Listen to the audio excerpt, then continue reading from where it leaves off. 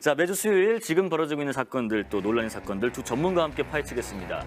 사건의 지배자들 추적 20분 김은배 전 서울경찰청 국제범죄수사 팀장 그리고 박지훈 변호사입니다. 안녕하십니까? 안녕하세요. 첫 번째 사건 제목은 ATM기 먼저 쓰세요인데 미담인가요? 무슨 일인가요? 뭐 미담을 여기서 할 일은 없습니다. 그럴 것 같은데. 미담인 것처럼 쓰세요. 보이는데 네. 미담이 아닌 그런 얘기인데 네. 지난 7월 29일에 있었던 경기도에 있었던 일인데요. 네. 한 청년이 계속 ATM기를 이용하면서 한 20대 청년으로 보이는 남성이 계속 돈을 입금하는데 그 돈을 입금하는 거 보고 뒤에 이제 우리 오늘 제보했던 사람이 네.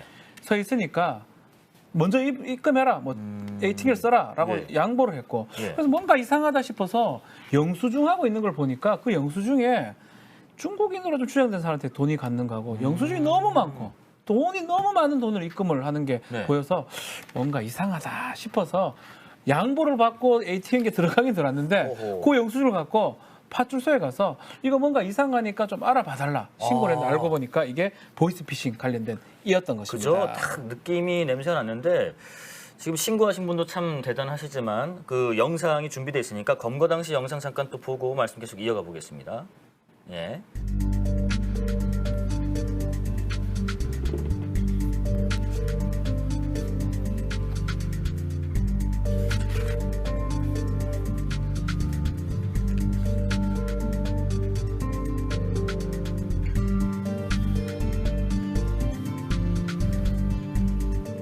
보이스피싱 관련해가지고 현행범 체포할게요.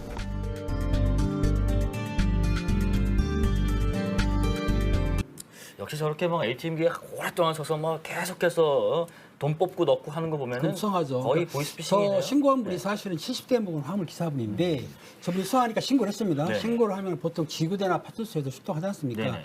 그래서 이제 그 순찰차가 와가지고 현장에서 확인해 보니까 실제로 현금 수거책이에요. 그러니까 돈을 이제 지정해서 보낸 건데 이 돈이 무슨 돈이냐면 저 저금리 대출 요즘 보이스피싱 많잖아요. 많죠. 그러니까 네네. 저금리로 해주겠다고 그래가지고 현재 있는 돈 그 채무를 갚아라 그래가지고 돈을 받은 거예요. 3천만 원을 받았어요. 네. 3천만 원을 받은 거를 그 위에 있는 상위 조직들이 그 ATM기를 지정했어요. 너 어디 가서 거기에서 돈을 입금시켜. 네네. 그러니까 그 ATM기 앞에서 돈을 5만 원짜리 입금시켰던 거예요. 그러니까 이제 걸린 거죠. 중요한 거는 이 사항이 시제적으로 우습게 보면 아무것도 아니지만은 70대 먹은 화물 기사분이 예리한 눈치를 본 거예요. 그러니까요. 그러니까 우리가 보게 되면은 실제적으로 이렇게 무심코 지나갈 수도 있지만 보통 이분은 넘어가는 분들이 많을 것 그렇죠. 같아요. 정확히 봐가지고 신고했기 때문에 남의 일이니까 뭐.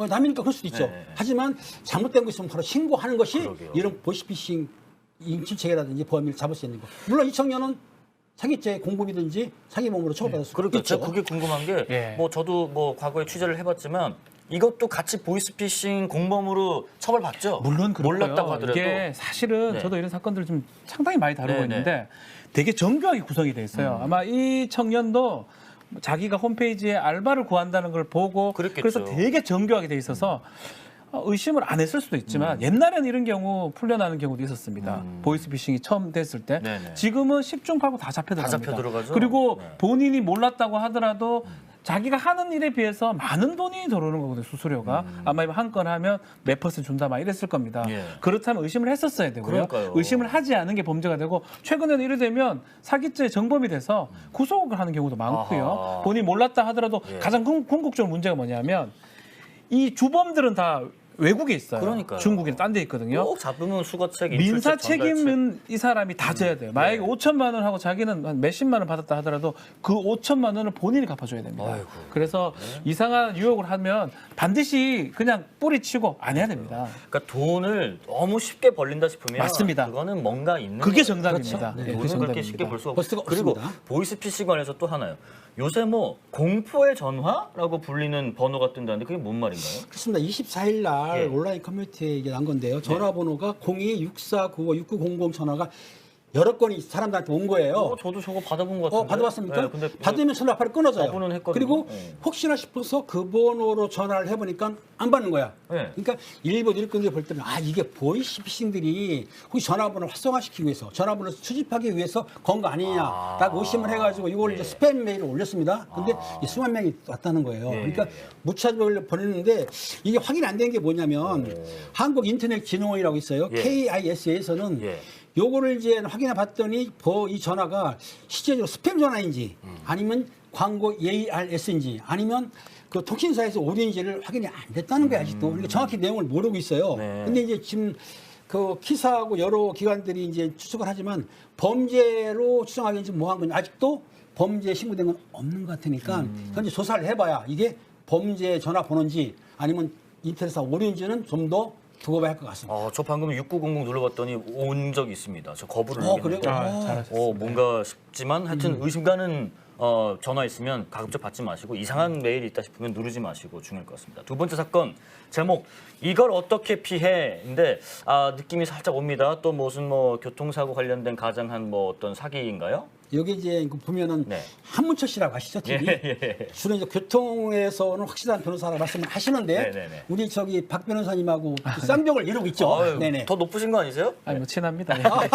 근데 8월 27일 날 네. 부산에서 발생한 건데 보시면은 영상 그 나옵니다. 오토바이가 저 골목길이요. 상가가 질병 골목길을 가고 있는데 갑자기 여성분이 갑자기 오토바이 앞으로 뛰어들었습니다. 아이고. 그러니까 좌측에서 우측으로 뛰어들었는데 넘어졌어요. 오 깜짝 네. 놀랐네. 예. 근데 일어나 보니까 어이구. 여성도 피해 안 당했고 네네. 오토바이 타신 분도 크게 안 다쳤기 때문에 물어봤더니 서로 미안하다 사과를 끝났어요. 그럼 끝났잖아요. 끝났죠? 네. 그리고 나서는 이제 갔습니다. 네.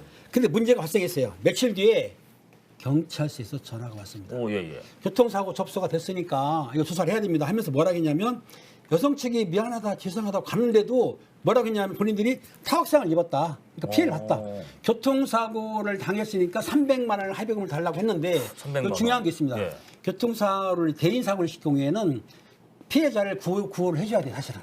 그리고 또 인적사항을 줘야 되거든요. 근데 네.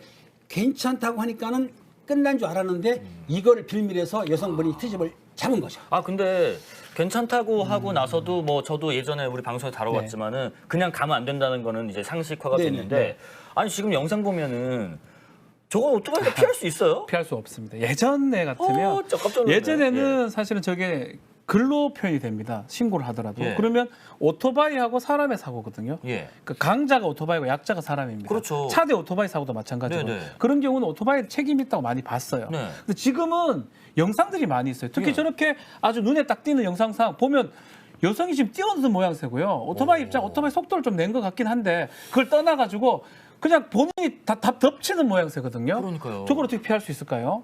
아니 저기 처음에 있다가 그냥 서 있는 듯 싶더니 갑자기 뛰어드는 뛰어드는 게 거예요. 불과 막 1초. 술 챘든지 그건 잘 모르겠는데 네. 어쨌든 뛰어드는 모양새이기 때문에 저 정도면 글쎄 예전에 어떤 기준상으로 교통사고 내지 그런 걸로 보기 좀 어렵지 않나 판단을 좀 더 받아봐야 될 것 같은데 예. 합의할 상황이 될 수 있는지 모르겠어요. 오히려 본인이 좀 가야 하는 모양새거든요. 참. 조금 말하면 좀 그렇지만 네네. 몸으로 부딪혀서 넘어뜨리는 모양새일 수도 있어요. 그러니까요. 근데 예전 같으면 당연히 그 오토바이가 강하고 사람이 네. 약하기 때문에 네. 그래 볼 건데 이제 블랙박스가 일반화된 상황에서 또 CCTV가 일반화돼 있는 상황에서는 조금 달리 볼 여지가 있을 것 이제 같습니다. 법정 공방에서는 예전에야 한 10년, 20년 네. 전에 이제 문건으로 이제 봤지만 이제는 영상을 딱 저걸 보면 보는데 어떻게 네. 저거를 무조건 오토바이 책임으로 볼 수 제가 있겠습니까? 보기에도 네. 저건 지금 저기 이제 오토바이 몸통 박치기라는 제목으로 떴지만은 네. 저건 오토바이가 보통 앞으로 친다든지 옆으로 받아야 되는데 예. 여성분이 와서 오토바이를 박은 거기 때문에 네.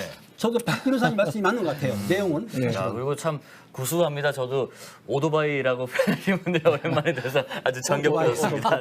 네. 자, 세 번째 사건 제목 니킥 폭행력. 결국 이 여성 우리가 일전에 한번 방송에서 다뤘었죠. 이 분노 유발시킨 이 여성 어떻게 됐습니까? 그렇습니다. 그 당시에 금융구역에서 특별하는 거를 70대 먹은 네. 공무원이 단속했는데 네. 그 당시 폭행을 했습니다. 엄청 때렸죠. 유명한 니키라고 그래가지고 예. 발로 차는 것 때문에 말씀이 많았었는데 경찰에서 이 내용 가지고 조사 중했었어요. 네. 구속은 안 됐습니다. 당시. 그런데 이 여성분이 또 지난 19일 오후 밤 8시 30분에요. 강북구 번동 강북구청 사거리에서 네.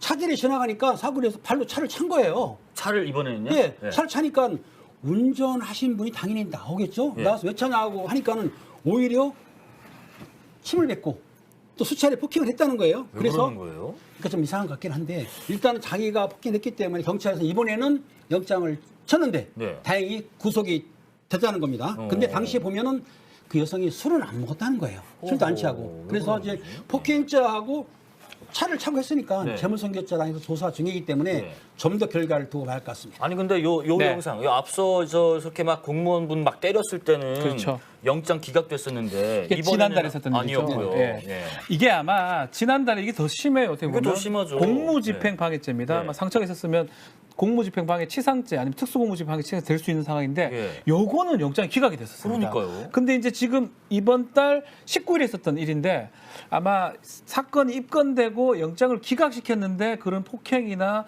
그런 것들이 반복이 되니까 법원에서 이번에는 이제 어쩔 수 없다. 그래서 영장을 발부한 것 같습니다. 아마 이 여성은 분노 부분들이 이제 조절이 안 되거나 폭행하는 거 봐도 심각하게 폭행을 하거든요. 네. 그냥 뭐 다짜고짜 때립니다. 계속 아무 이유 없이 본인 당연히 거기서 뭐 담배 피면 안 되면 그 제재할 수 있는 거잖아요. 네. 이번에도 마찬가지로 막 물건을 손괴하고 이런 부분이 반영이 돼서 구속이 된 것 같습니다. 그러니까 이제 이 사건과 이 사건의 경중을 따진 게 아니라 이거 한번 기각해서 그렇죠. 봐줬더니 그렇게 보기 맞는 것 이번에 같아요. 또 이랬어? 또 이랬어. 그렇죠. 그러면 네. 이건 안 넘어가 해서 그렇죠. 영장이 아마 나온 것 같고요. 자, 마지막 사건 얘기로 바로 넘어가겠습니다. 마지막 사건. 제목 외제차 버리고 잠적인데 이게 뭐 대낮에 이 지금 외제차 나오고 있네요. 아우디네요. 인도로 돌진한 뒤에 이거를 버리고 갔다. 네. 왜 이렇게 뭔가 지금 사고를 내고 잠적을 한 건가 싶기도 하고요. 예, 34시간 만에 나타나서 자신은 졸음 운전을 했다. 오. 그래서 차를 놔두고 병원이나 뭐 다녀왔다가 나중에 자수했다. 이걸 근데 믿지 않죠. 졸음 운전으로 사고를 내고 차를 두고 가나요? 드물죠. 차를 둔다는 바로 보험 이유는 부르고 뭐 본인이 처리하지 않나요? 바로 경찰을 만날 수 없는 특별한 이유가 있는 거죠. 우리가 이미 뭘까요? 알 수 있는 뭘까요? 음주 같은. 음주를 피하기 위해서 34시간 정도면 음주 측정할 방법 자체가 없습니다. 한 20시간만 지나도 음주 알코올 농도는 몸에 거의 없거든요. 네네네. 34시간 지났다면 하루가 이상이 지났기 때문에 혈중 알코올 농도 측정할 방법 자체가 없어요. 그렇죠. 그래서 아마 그것 때문에 사고는 사고인데 뭐 이건 뭐 인명사고나 뭐 난 건 없습니다. 자신의 차하고 도로 같은 게 이제 파손이 됐는데 사고는 사고지만 음주운전 같은 걸 피하기 위해서 이렇게 한 게 아닌가 이렇게 보이는 참 것입니다. 그 소위 말해서 좀 냄새는 나는데 근데 그렇게 시간 지나도 그 왜 무슨 그 산술식 해가지고 워드마크, 예, 위드마크, 예, 위드마크. 따져보긴 하잖아요. 따져보긴 하지만 예. 그 술을 이제 먹었을 때 있으니까 먹었을 때 얘기했고. 이번 사건 같은 경우에는 보통 사고를 냈지 않습니까? 네네네. 그럼 신고하는 게 맞아요. 그렇죠. 그리고 조치를 해야 되는데 본인이 도망갔어요. 무슨 말이냐면 본인이 불리한 뭐가 있었겠죠. 그래서 도주했는데 사실은 경찰에서 수사하기 힘든 게 뭐냐면 네. 이번 같은 경우 도주하면서 휴대폰을 어떻게 했다?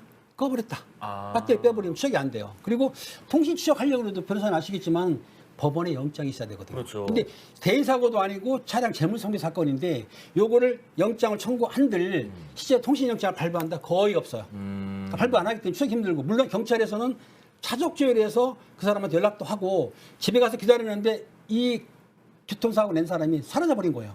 어떻게 찾겠습니까? 네. 집 근방 있는 것도 아니고 그때 못 찾았는데 중요한 건 뭐냐면은 그 경찰관들이 사실은 이게 경비하잖아요. 그렇기 네. 때문에 추적 전담반은 있을까요? 없을까요? 없습니다. 그렇죠. 그러니까 좀 찾아보다가 네. 어쩔 수 없어요. 왜냐하면은 이 신고 들어가면 112 신고하게 되면 보통 지구대나 파출소로 연락이 가거든요. 근데 그분들은 사실은 교통사고뿐만 아니라 일반 사건, 강력 사건, 치안 민원은 다 처리하잖아요. 그러니까 네. 여기에 매달려서 할 수는 없는데 한두 번 가보고 없으면은 할 수 없는데 이분이 자수했다면서요.